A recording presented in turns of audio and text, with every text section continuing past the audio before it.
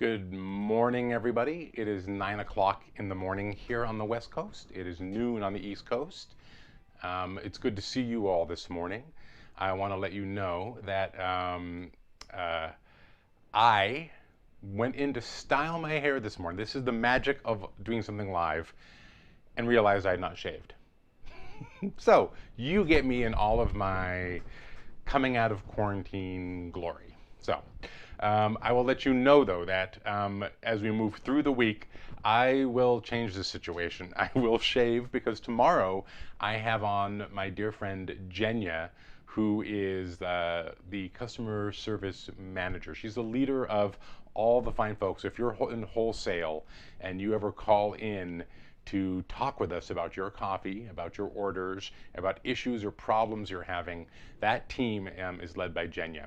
And she has been working from home for the last 4 months, as have many of us, and is expecting to soon return to the roastery to do her direction of her team from there soon. So we're going to have her on tomorrow at 9 o'clock to talk a little bit about how it's been working with our customers from home, and then also about what she's looking forward to as she comes back to the roastery. So pretty excited about talking with her, and it's a great opportunity for us to talk with more folks that you might, as a customer online who doesn't live in Olympia or Atlanta, that you might not get to meet. So I look forward to talking with her tomorrow. And then on Thursday, something I'm pretty excited about, we're going to be talking to our friends up at Swiss Water Decaf up in Canada. The folks who are able to take the amazing coffees that Bob sources, the very same coffees that were offered as regular coffee, and remove the caffeine from that coffee so that you can still get the amazing flavors of that coffee, but without the decaf. And I know there are folks out there who are like, decaf, what's the point? Okay, I get it. But I, among many others in the company, are loyalists to decaf because we know, as you probably are beginning to learn as you watch these videos, that all the coffee that we source, it's all the same coffee, right? Whether it's regular or decaf in this instance, which we'll get to talk about on Thursday, along with Bob. The only difference is we're removing that caffeine. So everything that goes into producing that coffee, all of the careful farming practices passed down through generations of farmers, all of the careful agronomy practices that our partners in Origin have been working on, the picking, the sorting, all of the work that goes into producing amazing coffee from amazing cherry, is all the same. And so it should deserve respect. And just because we remove the caffeine doesn't change that. So we'll be talking about that on Thursday. But what are we talking about today? Today we're going to be discussing one of my favorite coffees, and this is so interesting. This Burundi we've had now, I think this is our 4th year of offering it. I'll have to go back and check. But it's an amazing African coffee. And we've had so many great coffees coming in over the last 3 months, 4 months. I kind of forgotten about our Burundi, but here it is. I decided today I'm going to take a break from our focus on Latin American coffees, specifically our South American coffees from Colombia that we've been talking a lot about. And we're going to switch back over to talk about some of our coffees from other parts of the world. So today I'm going to talk about our Burundi Gahahe. So we have a little plate here demonstrating some of the flavor notes that are on the label when you purchase that coffee. You'll see that on the label it talks about apricot, right? And this is a little apricot jam, which, because I'm who I am, I made the other day for ice cream. And I thought, oh, I should have the apricot jam. Doesn't matter. I don't know why. I'm just doing it to brag, really, because I'm self-centered. But it's an amazing apricot jam. Let me know if you want the recipe. Actually, it's more of a compote, but tangerine as well. And then here's the thing. I have tangerine. I had fresh apricots and the apricot compote. But I did not have another element which is listed actually on this, which is, you'll see here, hibiscus. So through the magic of the interwebs and OSB, we put a little hibiscus on the plate there. Okay, so that is what the coffee is looking like as far as tasting notes. So apricot is interesting because it is a stone fruit. And when we think about those stone fruits, we know that they bring sweetness, the fruit qualities that are specific to each type of stone fruit, but then also the acidity of them being much more mellow. So that's something we'll definitely want to call out as we take a look at this coffee. So popping over to the website, as always, I'm going to ask you when you go to our website to the Burundi Gahahe, and I know that we have a link in the comments for that coffee. I'm always going to ask you to please go down here and go to the detailed coffee report. And that is information that's put together about the coffee and our partners, not just the farmers, but also, in this case, a little bit more of a highlight on an organization that we work with for the coffee in Burundi, which is called GreenCo. Now, I want to take a moment here as we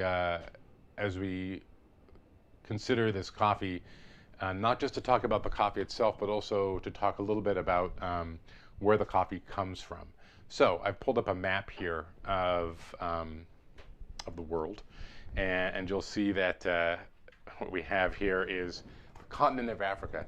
And I always think it's important for us, just especially if we live in the continental United States or any of the United States, to really take a moment and respect the size of that continent, right? And to think about what maps teach us. Just take a look at comparison. And I don't even know that that is still, I don't think that this still even properly demonstrates just the vast size of the continent of Africa. I mean, you can look at the contiguous United States here, and like, what is that, like 4 of the countries in Africa there, maybe these 4, about the same size. So large. And so that's why when you pull open a map of the world and you look at the continent of Africa, you might not be able to see Burundi right away, right? So we're going to look right down here. So we know that coffee grows between the tropics of Cancer and Capricorn, which are equidistant from the equator, right? So we'll follow the equator here, and let's zoom in on the equator on Africa. And as we get in here, we'll start, boom, there it is. You see? You see it is a neighbor of Rwanda and a very relatively small country within the continent of Africa. There is Burundi, right? Specifically, I believe the Gahahe stations are up here in the north.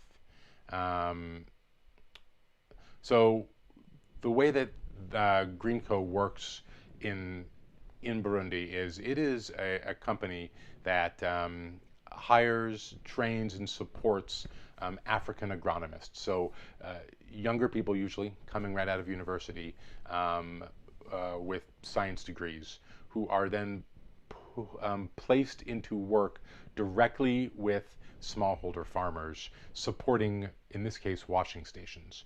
So if we pop back over here to our pictures here, we can see, here's a washing channel, much like you might see in any washing station, raised drying beds as well. So what's really important about the work that what GreenCo does is, like other coffees we've talked about, this is not coffee that is produced on one big farm, with one farmer who's paying pickers, right, to come and pick the coffee for the farm, like an estate coffee in that sense, right? This is many smallholder farmers who own small pieces of land who are producing coffee, and the coffee is collected together, right, and then processed at centralized collection points. And one of the issues with that, of course, is that when you have, in this case, 1,700 different farmers contributing, we can have some pretty wild variations in the coffee, in how it's cultivated and picked and sorted as it's brought in to a washing station. And so what Greenco does is it gets the resource of the agronomists into those relationships with individual farmers and communities to help standardize the practice, but then also oversee the practices at the washing stations. So if you've had this coffee before from us, you know that we've had it as both a washed and a natural process coffee. So the washing stations are able to do both. Obviously, it's a washing station which can fully wash the coffee, removing its skin and its fruit, putting it through what's called the wet fermentation, which allows the mucilage to break down and get us to that seed before it's dried on these raised beds. Or they can put it onto raised beds and let it just as a full fruit and dry in the sun that way, and then husk off all those components when they're dry. And one of the things we've done in the past is we've bought both lots of coffee. Same coffee, so it's the same Red Bourbon coffee, harvested by the same farmers, brought to the same washing station, but just processed differently. In this case, we're dealing with the washed version of that coffee. So I would ask you, if you have not tried the Burundi, I know we've been talking a lot about our amazing Colombian coffees over the last couple weeks, and they are amazing. But I also want us to remember this coffee. It's really a delicious coffee. And I'm going to brew some up now. And I'm going to brew it up using a clever dripper. So I'm sorry, not clever dripper. Confused myself. I'm going to use a Melita cone. We'll put a link up for Melita cones if you don't have one at home. Super simple way to brew coffee. Super easy way to brew coffee. I'll pop up here and turn off this capture, and we will pull up this one here so you can see what's going on down there. So one of the first things I'm going to do when I have this Melita cone, notice the difference. I'll get one of these V60. You've seen us do a couple of different pour overs. I know Ben was demonstrating filters from V60 and from Chemex, but the Chemex filter and the V60 are similar in that they're cones. Okay, that they come down to that sharp point. The difference, of course, with a Melita, which is what a lot of us grew up with, right? When we thought of like a making a cup of coffee, and often what is used in auto drip makers is this kind of flat bottom cone. See the difference there? We can lay them over each other. Yep. Oh, take away the cone. Okay. So I'm just gonna have a slightly different technique, but not really much different. So when we open it up, you'll see that there's this kind of flat place on the bottom there. We're gonna augment. We're gonna help that a little bit by taking these. See where the seams are here, and just folding the seam over both the bottom and the side. And what that's going to do is it's going to actually allow us to fit into. You can see the way that flat seam now folds to the side and sits up nice against the side of our dripper. And I go ahead and I put my hand right down in there and I press it down in, right, just to make it snug up inside of the filter. Now, like with other pour over methods or anything that uses paper filtration, I'm going to want to pre-wet that filter, right? Unlike with the Clever, which you can just do right on your counter, I have to put it over the vessel, because what will happen if I don't? It will pour all over my table. And I'll laugh at myself, and you'll laugh at me. We'll all have a good laugh. Ha, ha, ha. Joshua, Joshua. So now we know that wetting the filter does a couple of things. It saturates the filter and prepares it to be an easy membrane for the liquids to pass through. It also removes any paper quality from the filter that we don't really want capturing in our coffee. And then it also does a little bit of adherence to the side. You can kind of see it kind of pushes up and bonds the paper filter a little bit better to the inside of the dripper. I'm going to go ahead and add my coffee. I've zeroed out. What do I have here? 19 grams. Okay. All right, so I have 19 grams of coffee. And you know that we often talk about a relationship between coffee and water, right? Where we talk about 1 gram of coffee to X grams of water. In this case, I'm going to use a 1 to 16. So I'm shooting for about a 304 grams of water to go into this coffee. What I'm going to do as part of the technique today is you might have seen me do this a little bit with the last time I did a V60. I'm going to be doing a kind of a low and slow process in which I'm going to pulse the coffee in. And a lot of our commercial brewers do a similar thing in that they, let the water come and hit the coffee and, saturate it. And it's a way of kind of controlling the amount of time that the water's in contact with the coffee. I'm a little bit coarser than I usually would be to try and help with that. I'm going to remember to tear this off. So when we bloom the coffee, we add kind of double the amount of coffee, right? So if there's 19 grams there, we'll round that up just to be easy, and I'm gonna put in 40 grams of water to start. And remember, I'm trying to get to 304. So after I do this first 40 and let it sit for about 30 seconds, I'm then going to start a couple of different pulses, evenly dividing up the remainder of those 260 grams of water, right? So I'm going to start in the corner. I'm going to go along the side. What I wanted to do there is I kind of wanted to, and I couldn't see the copies. I didn't do a good job there. I kind of wanted to start off in the center along that line to try and saturate that flat part first. Didn't really accomplish that because it's hard for me to watch the screen and do this at the same time.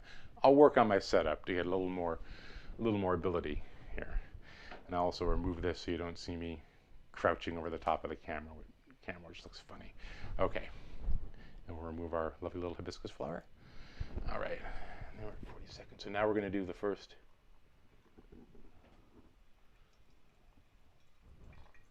Up to about 150.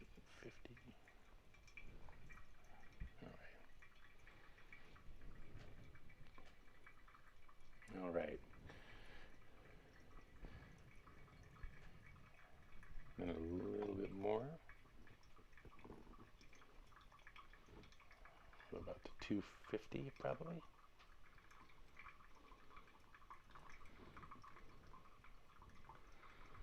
One of the nice things about these kettles with the gooseneck is that you're able to kind of use that spout to kind of directionally move your coffee around, to move your water around, to be able to hit the coffee in different spots.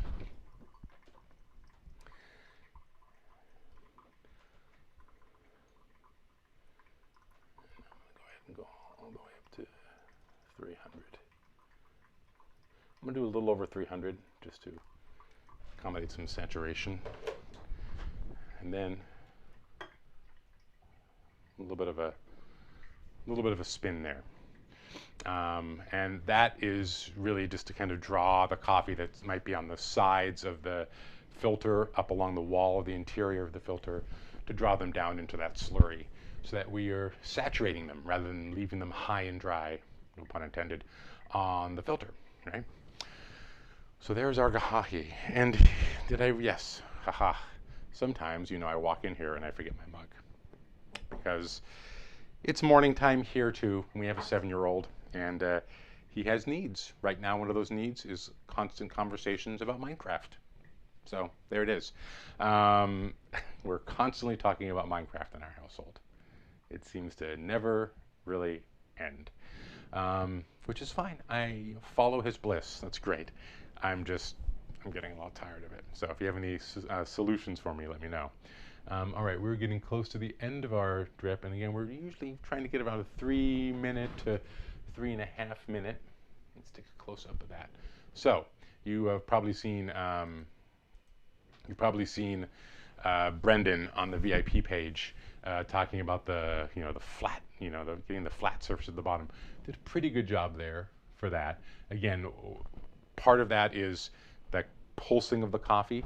We're getting our last drips at about 3 minutes and 20 seconds. So I think it's pretty good for the amount of time in saturation. The pulsing, which kind of keeps that slurry rising up and bringing any grounds that get left on the side back into the water to be saturated. And then also, of course, that last little swirl at the end is really, that's what does it, right? That's what brings the coffee down into the slurry to create that flat little bottom, and hopefully make sure that we are, let's see if my measurements are right.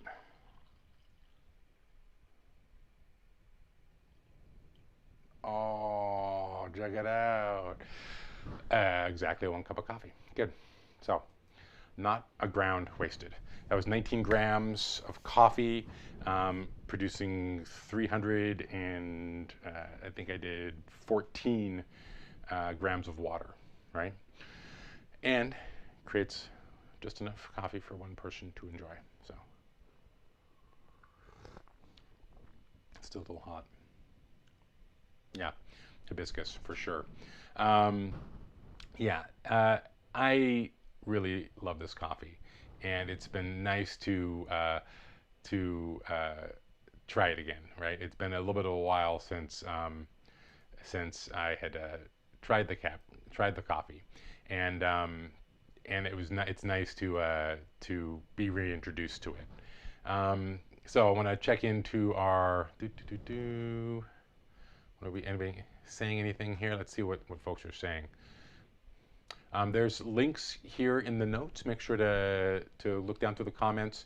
We have links for the brewer that I've used today, which is a Melita dripper. We have a nice, inexpensive one if you want to try that. If you haven't taken the step over into hand brewing coffee with the pour over method, it's a great way to start. Great place to start. Relatively inexpensive. You can grab them along with the filters from the website and try those out. Eric lets us know, and if you're a shape geek as far as geometry, I guess, the one type of filter is a cone filter, right? Chemex V60. This one is a frustum. Frustum? I'll let you guys argue that out. And then yes, nice job on the flat bottom for sure. The question is about the ice cream tutorial. I can absolutely, should I do a coffee ice cream tutorial? I will do it. I'll make coffee at 9 o'clock in the morning. I have no problem doing that. It won't be ready to eat at 9 in the morning. It won't be ready till lunchtime. So you have to wait to have your coffee ice cream. Let's do it. Absolutely. Let's do that next week. Let's make ice cream next week in the morning. I'll set up in the kitchen. Actually, I can set everything up in here and give you the tutorial. I will tell you this right now, without a doubt, for certain, one of the most important devices in my kitchen is our ice cream maker. If you find one at a garage sale, when you're able to go to garage sales, or you find one at your local thrift shop, grab it, or just buy one. Trust me on this. They're so simple to use, and there's nothing quite like being able to choose whatever flavors you want to make into your ice cream. And once you have done it a few times, you'll see, and we'll demo it next week. We'll make coffee ice cream. Probably if I'm going to do that, I'm going to have to make some beforehand to pull the old Julia Child trick, right? We'll demo making it, and then I'll pull some out to taste, maybe. Or maybe we'll save it for affogatos, like was just said. For sure. Trust me, get an ice cream maker. I have the Cuisinart model. I think I bought it for like $40, and we have it's not that it's that much cheaper than buying ice cream, but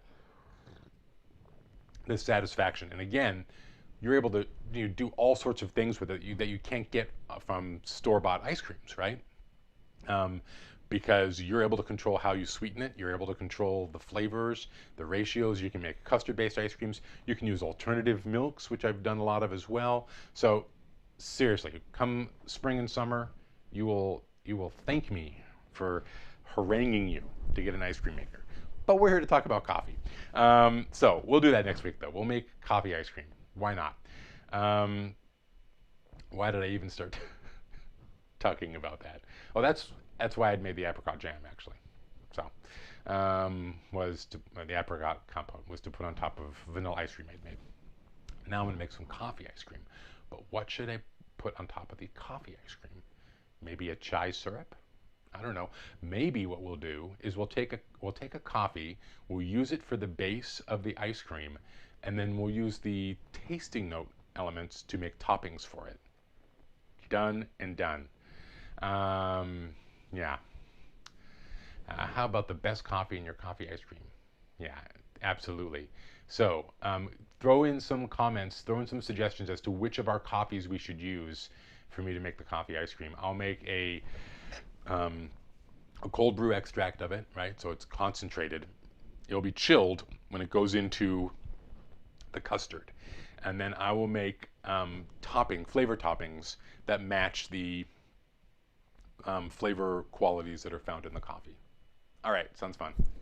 Okay, tomorrow, and this reminds me also to always remind you to I know I don't have my Stream Deck on yet. To use the discount code 10% off when you use Watch and Learn 10 when you go to our website. Any of the links that we've provided here today, use those. If you want to try this Burundi coffee, please get it now. I don't know how much longer its horizon is, so you know, we'll pull coffee when, you know, they're tasting coffee every single day in the lab in both Atlanta and Olympia when they roast coffee. And you know, if we have green coffee and we feel it does not, you know, hit our standards to be offered as a single origin, you know, if it does not still highlight the flavors that Bob and the team agreed on, then that coffee gets pulled. So just rest assured, even if a coffee has been with us for a period of time, they are constantly monitoring it. Every day that coffee is tasted, and this coffee still stands up. I'm drinking it now. Amazing. We've had it for a while. Kind of got a little overshadowed by some of our new releases. So I just wanted to feature it today, talk about it a little bit more, and recommend that you try the coffee. Plus, African coffees really ice well. So if you're making cold coffee, this would be a great coffee to use for that as well. And make sure when you use the link in the comments to also use the code Watch and Learn 10 so that you can get the discount. So here it is. Tomorrow, Jenya joins us to talk about the customer service responsibilities and how it's been during stay-at-home and what it will look like as we move forward. And then we're going to, and she's amazing and hilarious. And then we're going to talk with Swiss Water on Thursday. So join us both days. Go out, make great coffee, be good to each other, and thank you so much for joining us as we learn how to turn our homes into cafes.